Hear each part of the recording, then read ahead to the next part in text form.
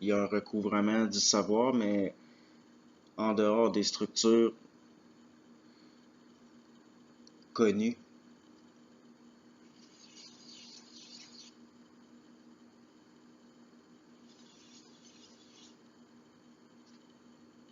Il y aura des contacts. Il y aura des contacts avec des êtres qui sont accompagnateurs dans le monde matériel et semi-matériel.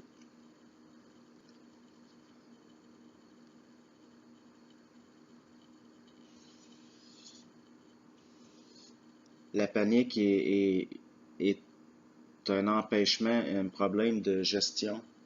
La panique est un trop-plein d'informations qui, au point d'ébranler les structures internes dans l'être humain. Donc, il est question là d'attaque de panique, mais au sens collectif. La panique est une inhabilité à gérer un trop-plein d'informations. Ceux qui le géreront verront leur information être triée par rapport à un pragmatisme de survie. Il y aura, ce ne sera pas lié à de la mémoire. L'angoisse, les objets de l'angoisse ne parviennent pas tous à la conscience, mais il y a une vibration à de la peur qui peut être réfléchie et devenir de la crainte quand même. Et ça arrivera à des niveaux très puissants qui sont déjà là. Les masses sont dirigées entre autres par de l'angoisse. On gère de l'angoisse par des objets qui ne sont pas perçus par la conscience, mais sont quand même implantés dans le mental des masses en tant que forme. Et le mysticisme fait partie des outils de domination. Ce qui est organisé par rapport aux religions organisées subiront des désorganisations. Un mouvement contraire, deux mouvements contraires font partie du même mouvement et sont liés aux mêmes lois.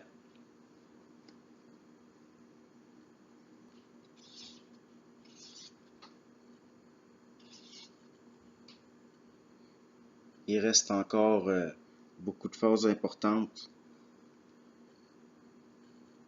qui restent voilées là, à moins d'arracher l'information avec beaucoup de difficultés. Ce qui est organisé est moins dangereux que ce qui est mystique.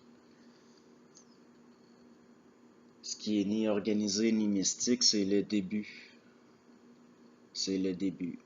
Le passage là, de l'ère de la communion à l'ère de la communication, mais la communication interne, il y aura des structures vampiriques, mais ceux qui sont nourris de l'intérieur ne seront pas atteints.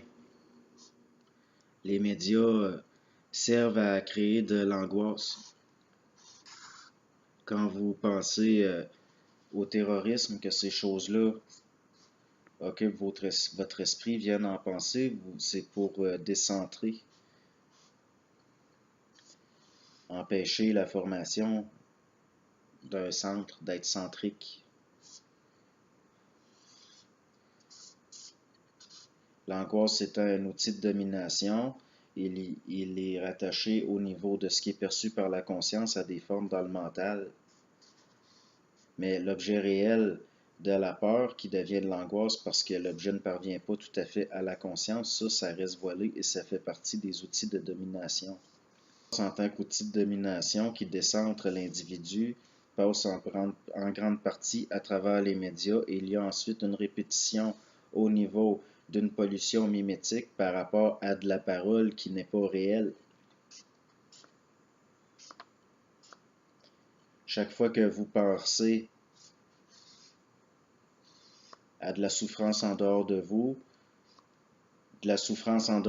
sera engendrée pour des raisons de domination. L'angoisse est un outil de domination. Mais l'angoisse est de la peur dont l'objet réel ne parvient pas à la conscience. La domination s'installe dans l'espace qui est créé entre ce qui ne parvient pas à la conscience et la forme dans le mental.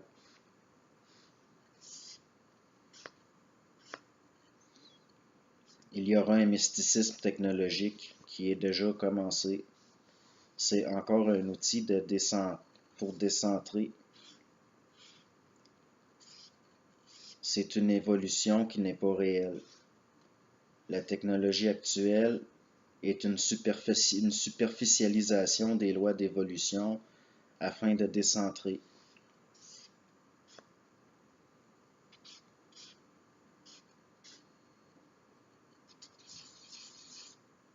Les drogues.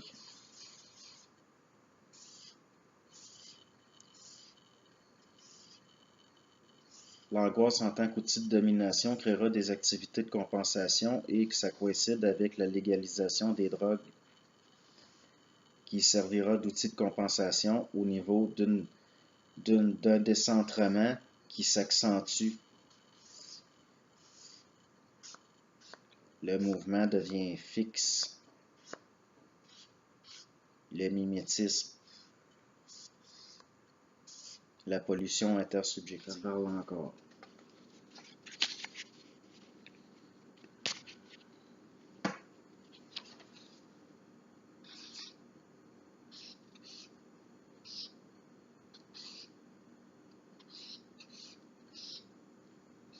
L'inquiétude, c'est de l'angoisse réfléchie, comme la peur, une fois qu'elle est réfléchie, engendre de la crainte. L'inquiétude, c'est de l'angoisse réfléchie par activité de compensation au niveau d'une non-intégration par la conscience.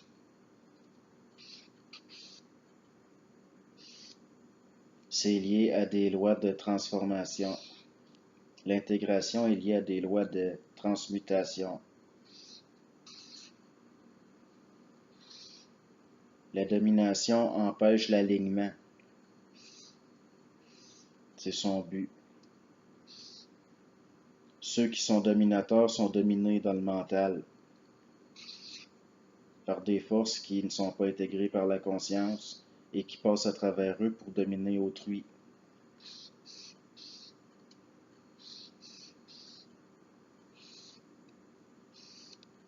L'inquiétude et la peur font partie des lois de gestion qui sont agissantes au niveau d'un tri entre ce qui se transforme et ce qui se transmute.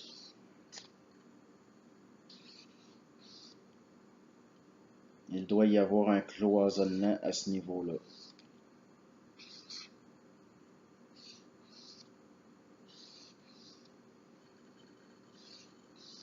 L'être humain pense qu'il est dominé par des humains parce qu'il anthropomorphise la domination qui passe à travers eux.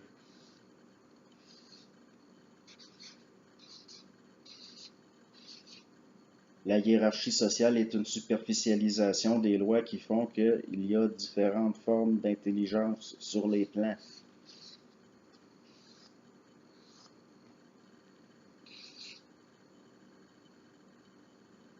Le monde de la forme est un voile que l'être humain entretient lui-même par des gestionnaires qui passent à travers lui, en dehors de sa conscience.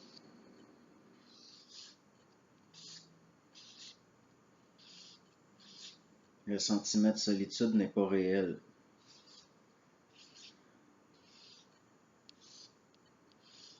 Le sentiment de solitude est une réflexion du cloisonnement. Toute réflexion est retardateur.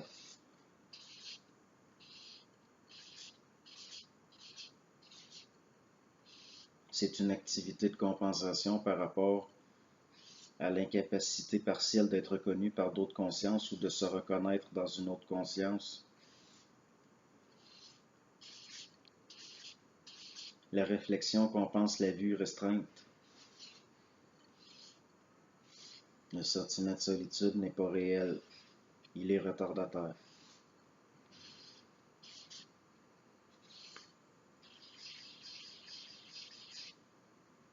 L'être humain se croit seul au sens d'une croyance,